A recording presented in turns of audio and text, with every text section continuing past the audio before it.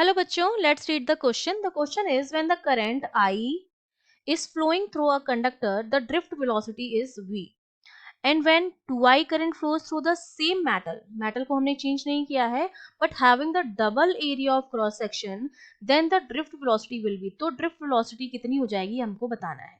तो देखिए इस क्वेश्चन को सॉल्व करने के लिए हमारा जो की कॉन्सेप्ट रहेगा उसमें हम जानते हैं कि जब हम किसी कंडक्टर की बात करते हैं, ठीक है, उस कंडक्टर में क्या होंगे, हमारे पास फ्री इलेक्ट्रॉन्स होंगे, ठीक है, और ये फ्री इलेक्ट्रॉन्स जो हैं वो क्या करते हैं, रैंडम मोशन करते हैं, और रैंडम मोशन की वजह से ये क्या करते हैं, कोलाइड भी करते हैं, कोलिजन करते हैं आपस में भी और इसके वॉल के साथ भी. इस कोलिजन की वजह से इनकी वेलोसिटी कभी कम हो जाती है, कभी इनकी वेलोसिटी ज्यादा हो जाती है. इनका पाथ जो होता है वो क्या हो जाता है, जिगजैग पाथ हो जाता है, ठीक है, कभी इससे टकराएंगे कभी इससे टकराएंगे, तो इनका पाथ जो है जिगजैग हो जाता है, इनकी वेलोसिटी कभी कम आती है कभी ज्यादा आती है. तो हम क्या करते हैं, इनकी वेलोसिटीज का एक एवरेज निकाल लेते हैं और उसी एवरेज को हम कहते हैं ड्रिफ्ट वेलोसिटी. Drift velocity.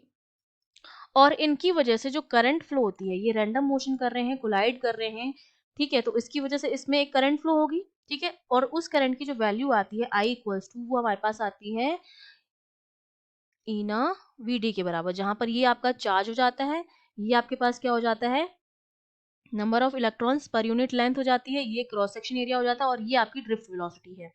तो यहाँ से VD की जो वैल्यू आ गई वो हमारे पास कितनी आ गई है, I upon E n A के बराबर, ठीक है.